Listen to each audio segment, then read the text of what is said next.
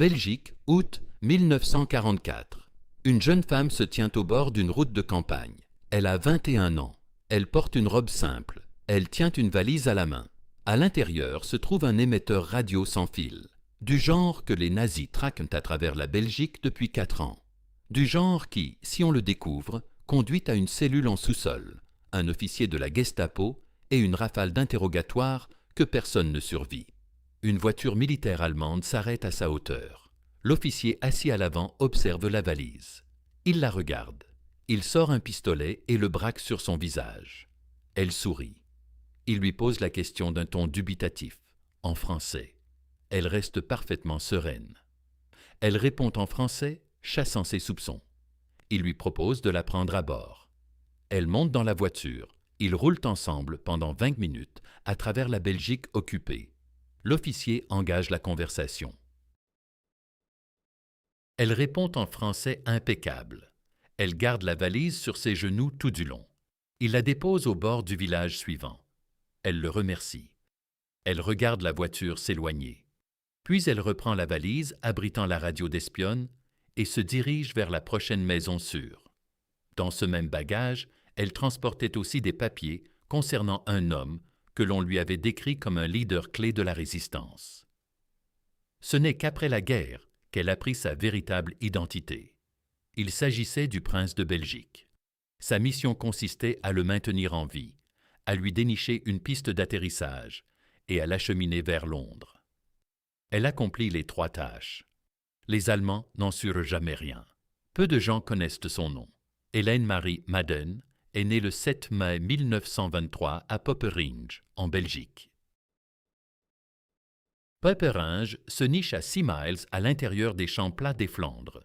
Si ce nom vous évoque quelque chose de vos cours d'histoire, c'est comme un lieu de boue et de barbelés, où une génération de jeunes hommes fut broyée par une machine infernale. La Grande Guerre s'était achevée 5 ans avant la naissance d'Hélène, mais ses traces persistaient. Les cimetières étaient encore en construction lorsqu'elle vint au monde. Son père, Larry Madden, était australien. Il était arrivé en Belgique en tant que soldat pendant ce conflit, en avait réchappé et était resté pour travailler à la Commission des sépultures militaires impériales, l'organisme chargé de bâtir, d'entretenir et d'inventorier les cimetières, abritant ceux qui n'avaient pas eu cette chance.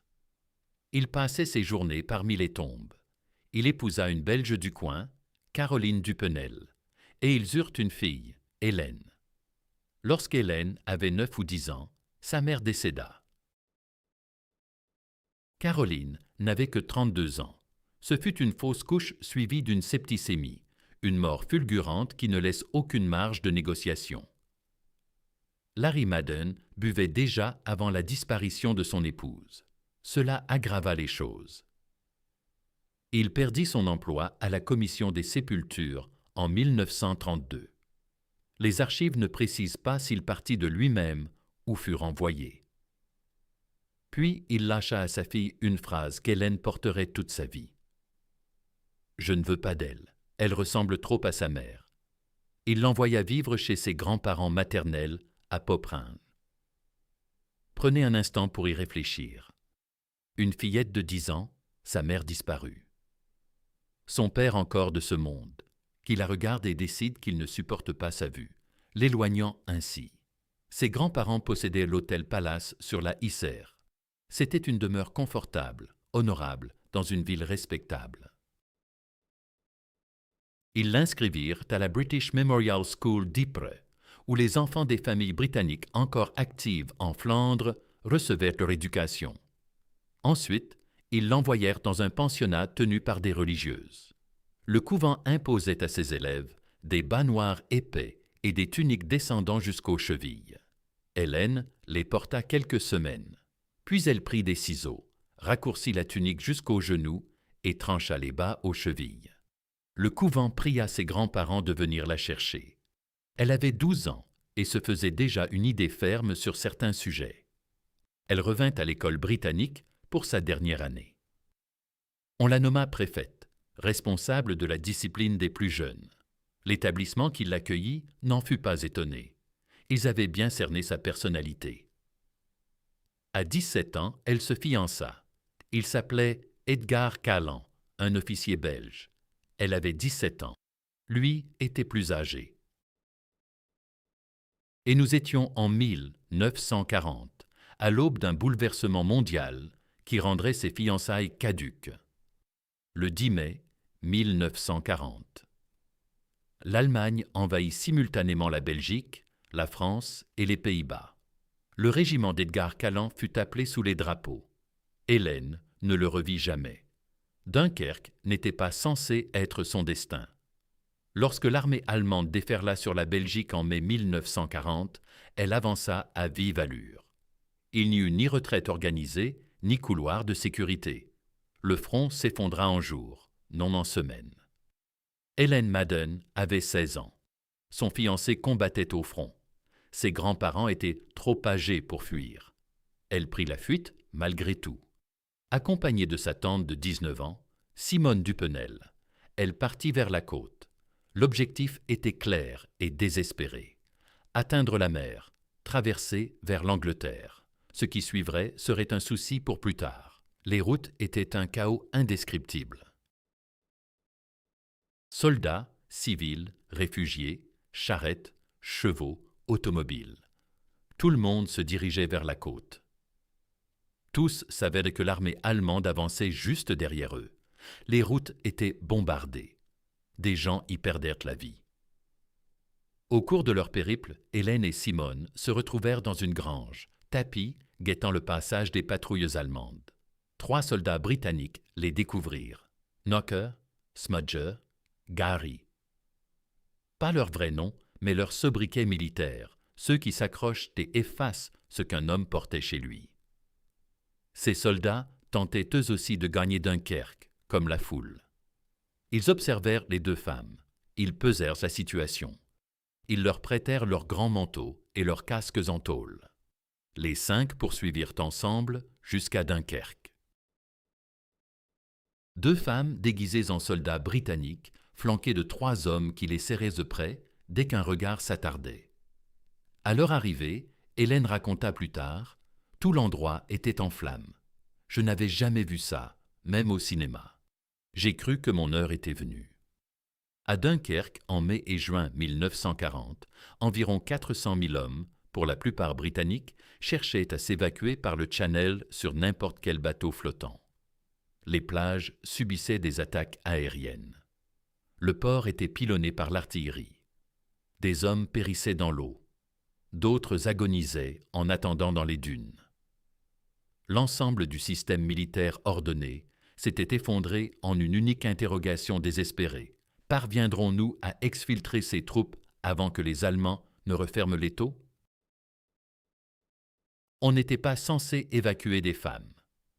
Knocker, Smudger et Gary escortèrent Hélène et Simone jusqu'à une échelle de corde qui pendait le long d'un trawler. Elles grimpèrent. Le capitaine du navire les attendait en haut. Il aperçut 2 femmes en manteau de l'armée britannique qui montaient à bord. Il ferma les yeux. Il les autorisa à embarquer. Le trawler traversa le Channel sans encombre. À leur arrivée en Angleterre, le MI5 les interrogea toutes les 2. Procédure courante pour quiconque sortait des territoires occupés. Elles pouvaient être des espionnes. Elles pouvaient transporter des renseignements que les Allemands souhaitaient diffuser. Les officiers posèrent leurs questions, vérifièrent leurs déclarations et les libérèrent. Hélène Madden débarqua en Angleterre sans rien, sans effet, sans argent, sans projet, sans fiancé, sans famille sur place. Elle avait 16 ans et elle avait fui la Belgique enveloppée dans un manteau d'homme mort. Elle localisa une tente à Streatham, dans le sud de Londres, et s'installa chez elle. 4 ans plus tard, le dossier du MI5 sur elle mentionnerait avec un intérêt marqué qu'elle avait réussi à quitter la Belgique occupée, déguisée en soldat britannique, à seulement 16 ans. On la surveillait depuis Dunkerque à Londres. Le Blitz, 4 années et un déjeuner. Le Blitz de Londres avait démarré en septembre 1940. 3 mois après Dunkerque, la Luftwaffe allemande avait initié un bombardement méthodique de la ville, nuit après nuit, pendant 57 soirs d'affilée, puis par intermittence tout au long de l'année suivante. Elaine Madden vivait dans le sud de Londres pendant tout ce chaos.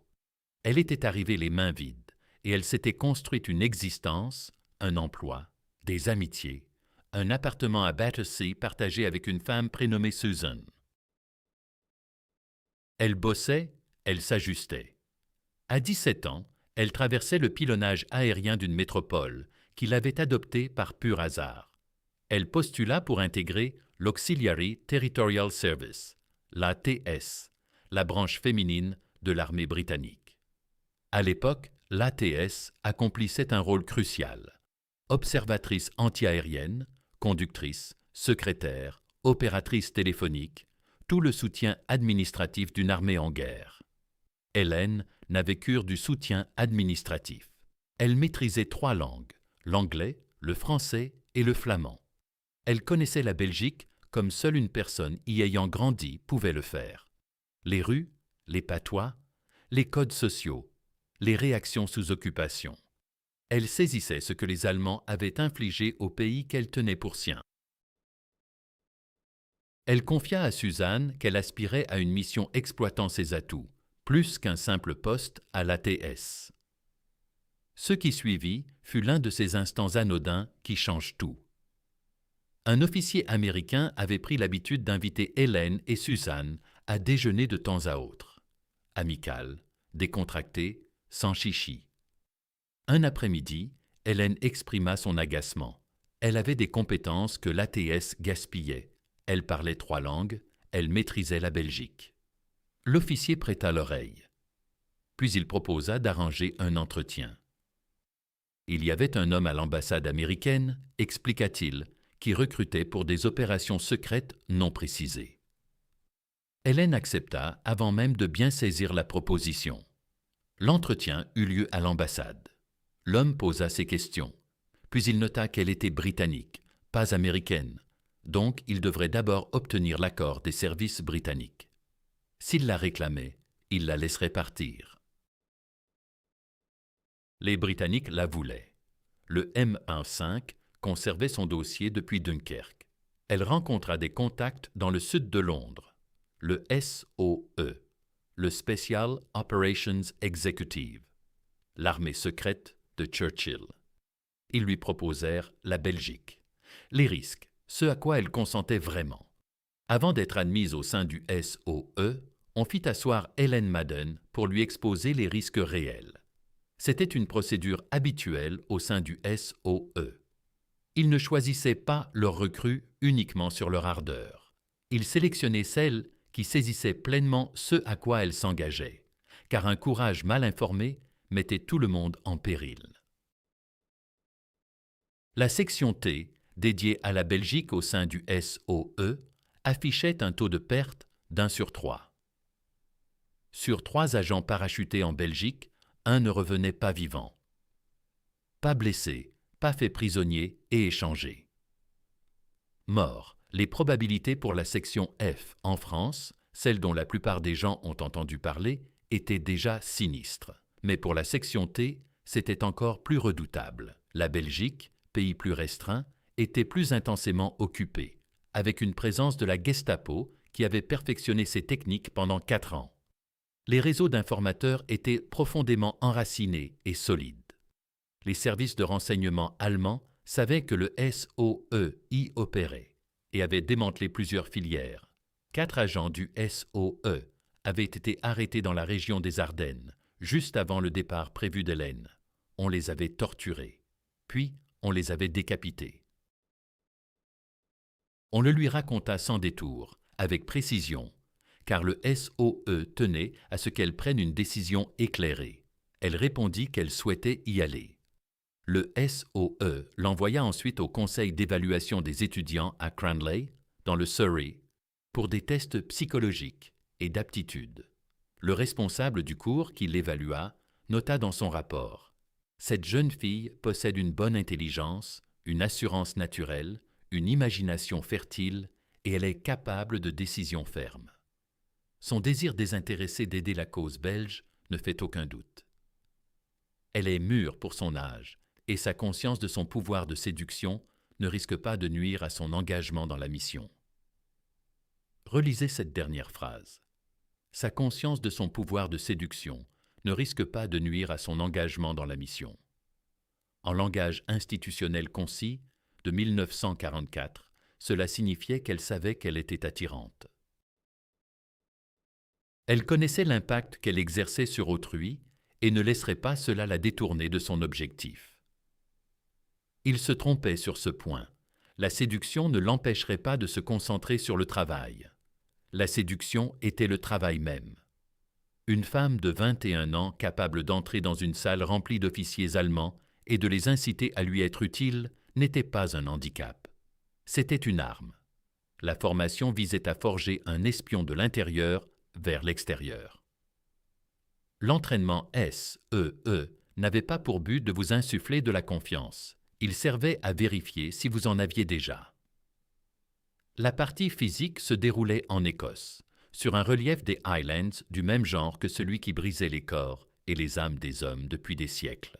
Pentes abruptes, franchissements de rivières, parcours d'obstacles sous la pluie et le froid. On courait, on escaladait, on chutait et on se relevait. L'instruction aux armes incluait pistolets, fusils, explosifs et une technique dite de cote 2, un système martial inspiré du milieu criminel de Shanghai, conçu pour neutraliser un adversaire plus imposant par la technique et la précision plutôt que par la force brute. Une femme d'1,60 m pouvait ainsi éliminer un homme d'1,80 m, à condition d'être rapide, exact et sans une once d'hésitation. C'est cette hésitation qu'il vous apprenait à éliminer. La composante sur les métiers de l'espionnage se tenait à Beaulieu, dans la New Forest, l'école de finition du SOE. Histoire de couverture, détection de filature, contre-filature, comment repérer si on vous suivait, comment semer un poursuivant, comment se comporter à un poste de contrôle quand on transportait des objets dont la découverte entraînerait la mort. Cette dernière leçon n'était pas théorique. Hélène reçut un nom de code, Hélène Mus. Des noms secondaires, Imagigen et Alice. Ces faux papiers d'identité créaient une personne fictive complète. Date de naissance, ville natale, parcours professionnel, motif de déplacement, justification d'une présence à un endroit précis à un moment donné. Elle devait incarner cette identité comme un acteur endosse un rôle, sauf que l'oubli d'un détail ne valait pas une critique défavorable, mais la fin de tout. Elle apprit aussi à coder et décoder les messages. En tant que courrier plutôt qu'opératrice radio dédiée, son rôle n'était pas d'émettre elle-même, mais de transporter l'émetteur en sécurité, de livrer les messages codés à l'opérateur radio, et parfois de coder ou décoder les communications elles-mêmes si la situation l'exigeait.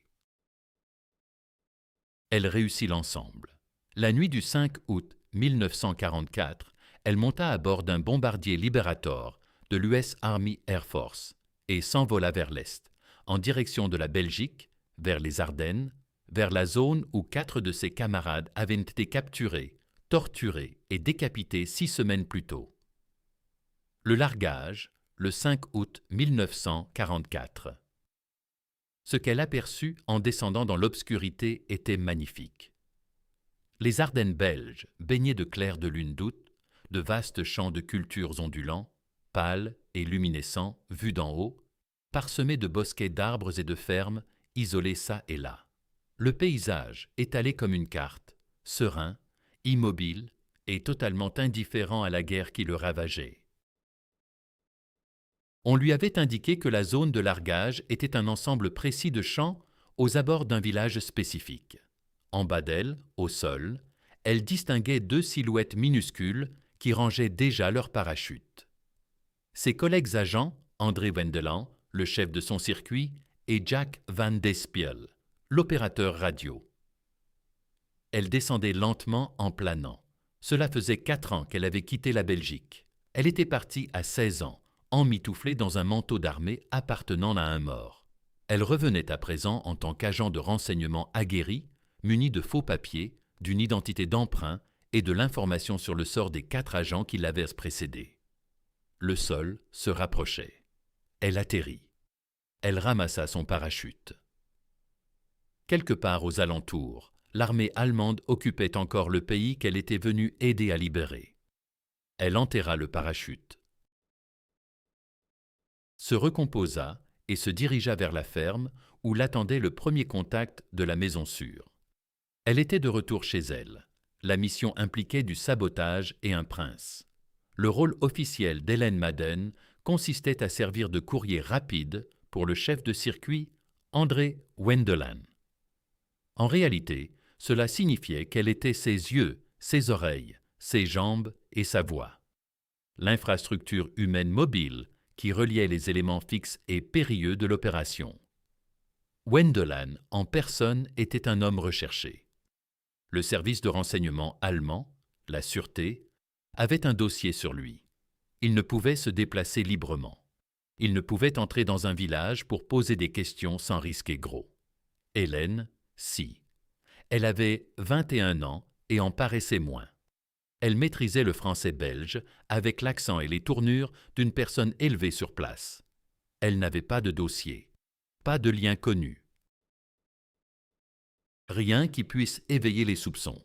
Pour tout garde de poste allemand, elle n'était qu'une jeune fille du coin, vacante à ses occupations.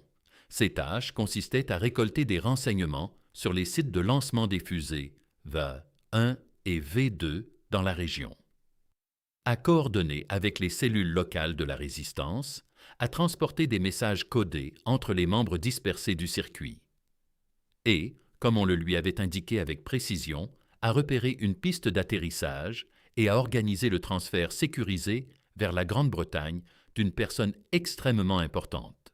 On lui avait dit que cette personne était un haut dirigeant de la résistance. On ne lui avait pas révélé son identité réelle. Les armes V constituaient le cadre de toute l'opération.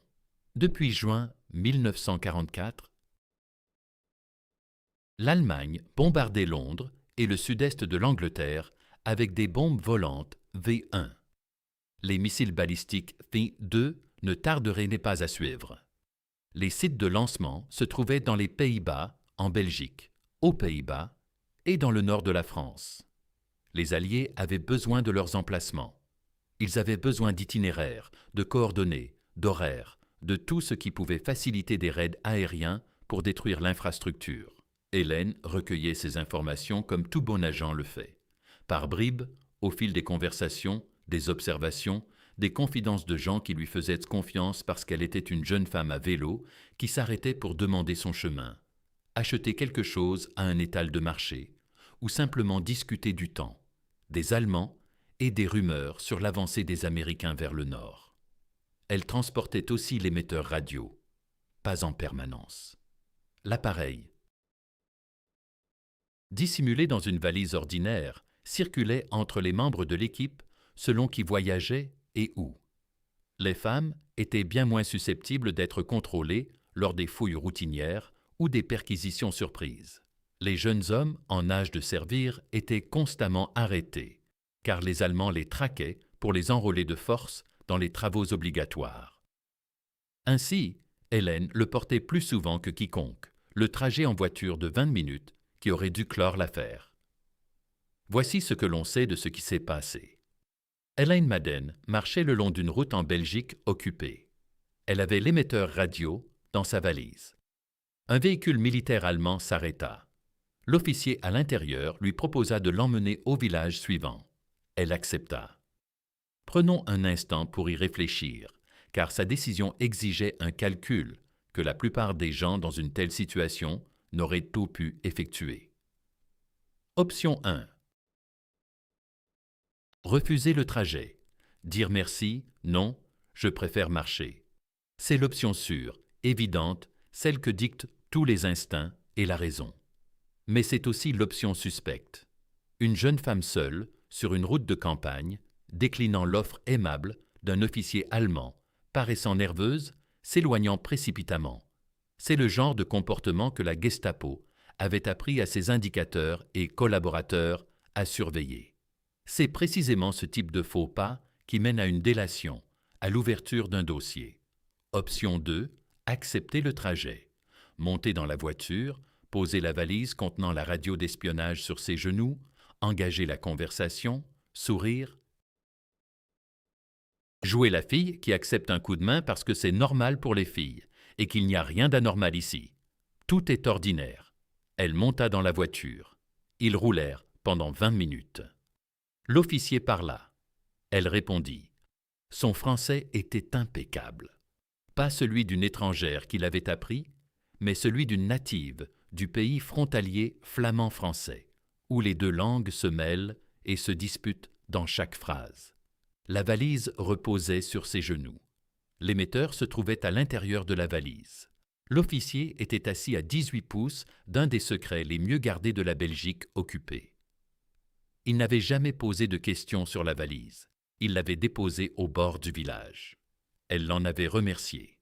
Elle avait attendu que la voiture s'éloigne complètement. Puis, elle s'était dirigée vers la maison sûre, avait posé la valise et s'était remise au travail. Des années plus tard, elle évoquait cet épisode comme l'une de ses évasions les plus risquées, sans emphase, ni le poids que l'histoire mériterait, avec le détachement de celle qui avait depuis longtemps calculé les probabilités et tourné la page. Simplement jeune et enthousiaste, avait-elle dit, simplement en train de faire ce qui devait l'être. Ce récit représentait la seule fois où elle avait connu des ennuis d'un genre ou d'un autre. La seconde alerte avait été bien différente, plus lente, plus prolongée, plus calculée des deux côtés. Elle avait réalisé qu'on la filait. Pas un poste de contrôle, pas un officier avec une interrogation, mais une poursuite tenace. Quelqu'un qui l'avait prise en filature à un point précis et qui la collait, calquant son rythme, sans jamais se rapprocher pour l'aborder. Mais sans jamais non plus la lâcher. C'était précisément le cas pour lequel l'entraînement l'avait préparée. La contre-surveillance. L'art de semer un poursuivant sans lui révéler qu'on sait sa présence. Car dès l'instant où on le laisse deviner, dès qu'on se met à courir, ou qu'on vire trop abruptement, ou qu'on se réfugie dans un porche d'une manière qui trahit la maîtrise du métier, on a révélé à celui qui vous suit tout ce qu'il voulait savoir. Elle n'avait pas couru, elle n'avait pas paniqué, elle avait appliqué les méthodes apprises. Des changements de direction justifiables par des gestes quotidiens, des haltes devant les boutiques et les seuils, des retours en arrière qui passaient pour des hésitations ordinaires plutôt que pour des vérifications de filature. Elle avait semé son ombre, interrogé plus tard. Elle avait qualifié cela de seule fois où j'avais eu des ennuis d'un genre ou d'un autre. La seule fois où elle avait été convoyée par un officier allemand avec un émetteur d'espionnage sur les genoux, et voilà qu'elle rangeait cette filature, par un indicateur ou un agent de la Gestapo, sans doute, au rang des seuls vrais soucis. Cette échelle de ce qu'elle qualifiait d'ennui en dit long sur la femme qu'elle était. Le prince, cette personnalité de marque qu'elle protégeait sans en connaître la raison. L'une des missions d'Hélène en Belgique consistait à servir d'intermédiaire entre le réseau et un personnage crucial, présenté comme un leader essentiel de la résistance. Elle encodait et décodait ces messages pour Londres. Elle contribuait à repérer une piste d'atterrissage adaptée pour son évacuation. Elle gérait l'organisation du départ sécurisé vers la Grande-Bretagne. Tout cela,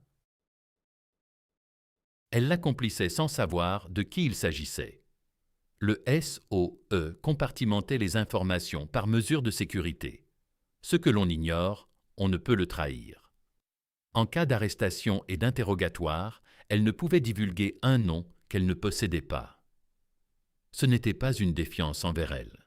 C'était la procédure habituelle. Personne n'en savait plus que le strict nécessaire pour sa tâche. Elle accomplissait la sienne. La piste avait été identifiée et préparée. Les messages encodés et envoyés, l'exfiltration programmée. L'homme avait pu s'échapper. Après la guerre, Hélène apprit l'identité de celui qu'elle avait protégé. Le prince Charles de Belgique, comte de Flandre, frère du roi Léopold, autrement dit l'homme qui exercerait la régence de la Belgique de 1944 à 1950, le temps que l'on enquête sur le comportement de son frère pendant le conflit. Elle avait 21 ans dans les Ardennes.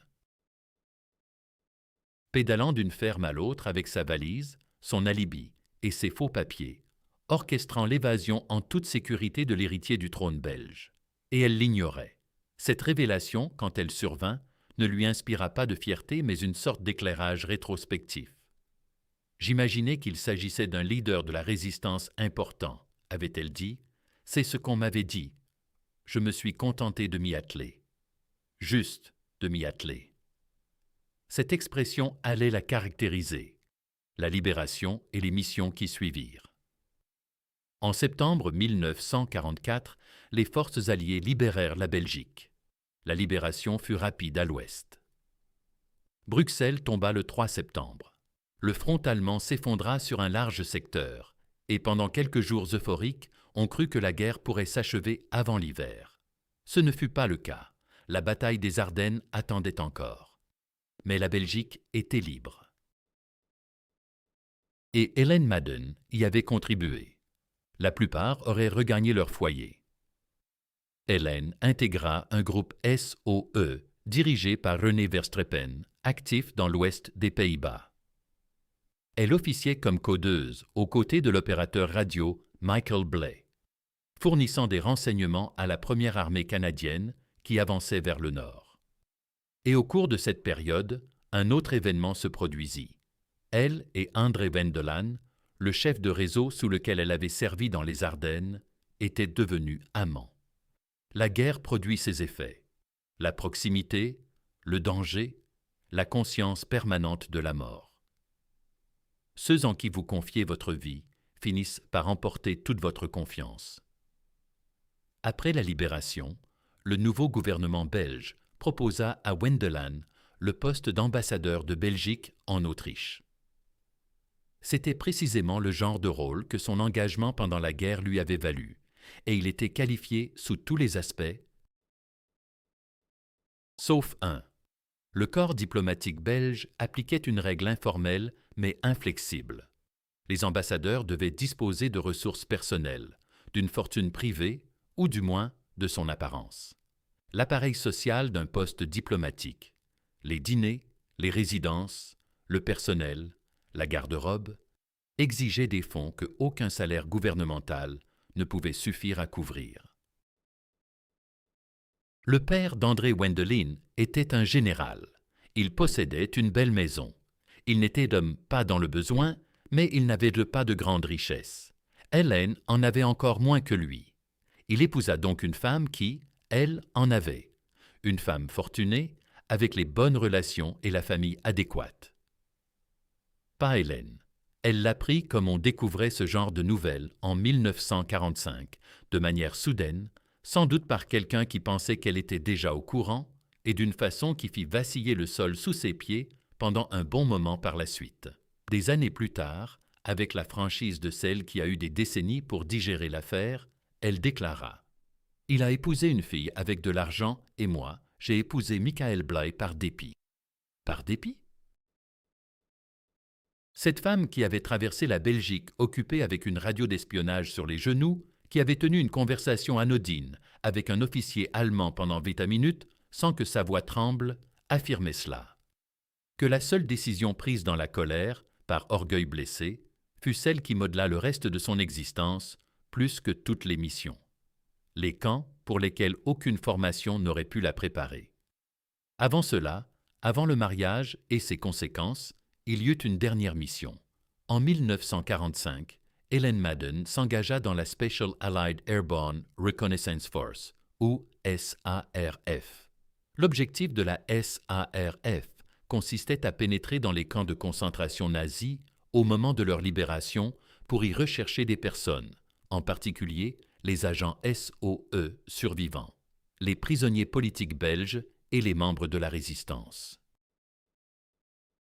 Ces camps furent libérés au fil du printemps 1945, Bergen-Belsen en avril, Dachau fin avril, et d'autres avant ou après. Les forces alliées arrivant sur ces sites se heurtaient à une réalité sans précédent ni cadre de référence.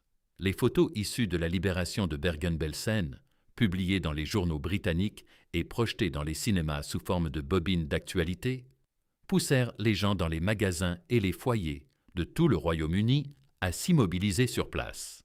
Ces images furent capturées par ceux qui entraient pour la première fois. Hélène y pénétra. Elle y alla en quête de noms figurant sur une liste, des agents arrêtés, des combattants de la résistance capturés, des prisonniers politiques déportés. Elle chercha des visages familiers. Elle interrogea les survivants. Elle consigna ce qu'elle observait. Elle ne s'étendit jamais en détail sur ce qu'elle y découvrit. Sa biographie historique mentionne que cette épreuve referma quelque chose en elle. Le travail pour le SOE, ce labeur dangereux, méticuleux, prudent et exaltant de la coursière en Belgique occupée, elle finit par en parler, non sans peine ni sans délai, mais elle y parvint. Les camps, en revanche, elle les passa sous silence. Il n'existait pas de mots pour les décrire. Lorsque la guerre s'acheva en mai 1945, Hélène Madden avait 22 ans. Elle avait fui la Belgique adolescente, déguisée en soldat. Elle y était revenue en tant qu'espionne. Elle avait veillé sur un prince sans en connaître l'identité. Elle avait voyagé dans la voiture d'un officier allemand, une radio d'espionnage sur les genoux. Elle avait quitté des camps de concentration avec une liste des morts en main. Désormais, il lui fallait décider quoi faire du reste de sa vie. Après le Congo belge, la France et 50 années de mutisme. Après la guerre, Hélène Madden épousa Michael Bligh par dépit, comme elle le raconta, par suite d'une blessure qui n'avait pas encore cicatrisé, et peut-être ne le fit-elle jamais tout à fait. Ils s'installèrent dans ce qui était alors le Congo belge. Le Congo représentait en quelque sorte le lieu de son enfance.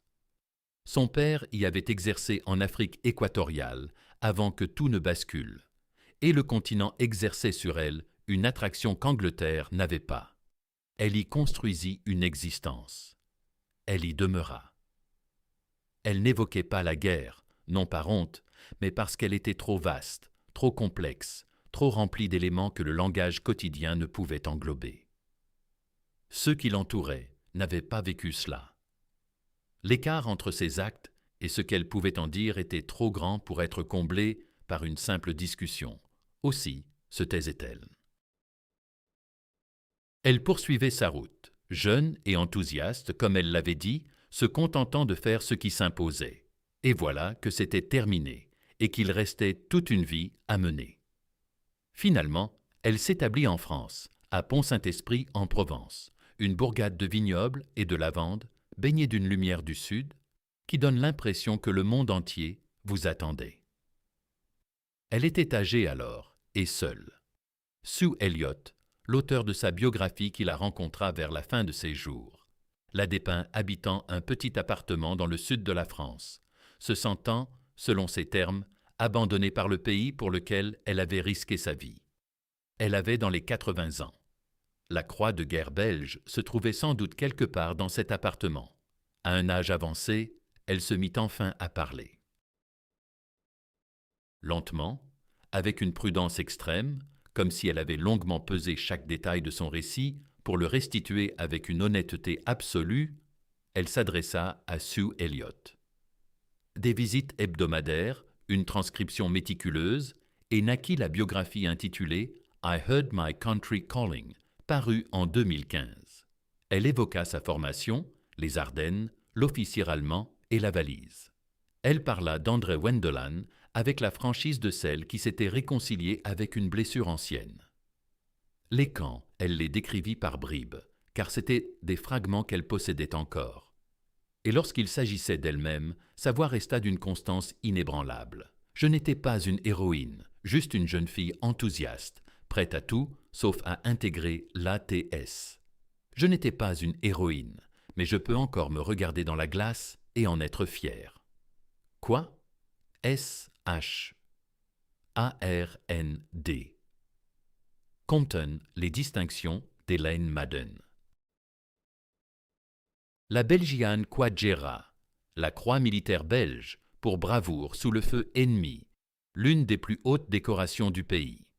Reconnaissance en tant que l'une des 2 seules femmes parachutées en Belgique, occupée par la section T du SOE. la seule à avoir accompli pleinement sa mission. Survivante d'une opération dans une zone où 4 de ses prédécesseurs avaient été capturés, torturés et exécutés en seulement 6 semaines avant son arrivée. Une chance sur 3 de périr. Elle revint vivante après 21 minutes en voiture avec un officier allemand, un poste radio d'espionnage sur les genoux. 0. Arrestation. Renseignements cruciaux sur les armes. Le prince Charles de Belgique exfiltré en toute sécurité à Londres. Le réseau de résistance des Ardennes préservé. Une mission en camp de concentration. Une liste de noms. Et 50 ans de silence sur tout cela, car la guerre lui avait légué des expériences dépourvues de mots ordinaires. Elle n'était pas femme à parler sans exactitude. L'évaluateur du SOE avait noté « Elle n'hésite pas à se montrer vulnérable et féminine quand l'occasion se présente. » Il l'entendait comme un éloge, et cela l'était, mais cela omettait l'essentiel. Elle ne jouait pas la fragilité. Elle n'utilisait pas la féminité comme une stratégie délibérée, du moins pas complètement. Elle était simplement elle-même, une femme de 21 ans qui maîtrisait 3 langues, savait semer une filature, rester immobile dans la voiture d'un officier allemand et transformer les 20 minutes suivantes en une banalité apparente alors que le monde entier basculait.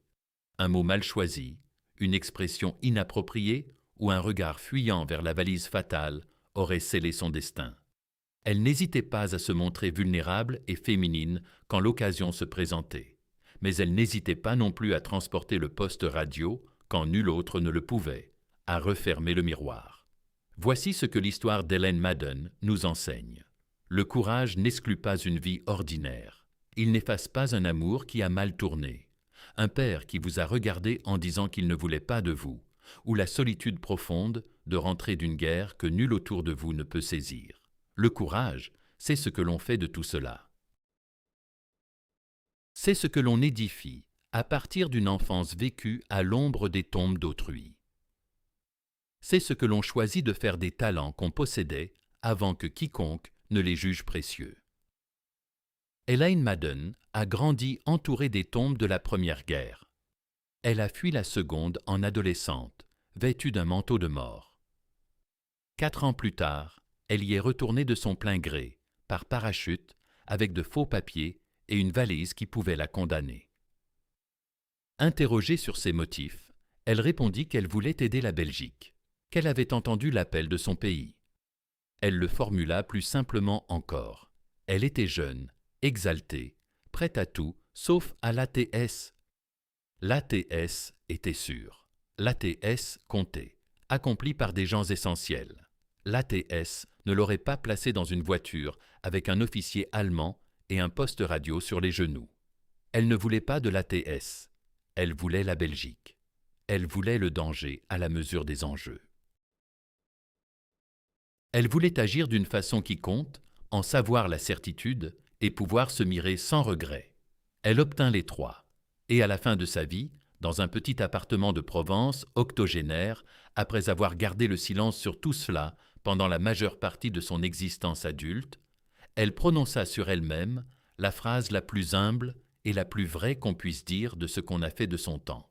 Je n'étais pas une héroïne, mais je peux encore me regarder dans la glace et en être fière. Elle le pouvait, elle le méritait.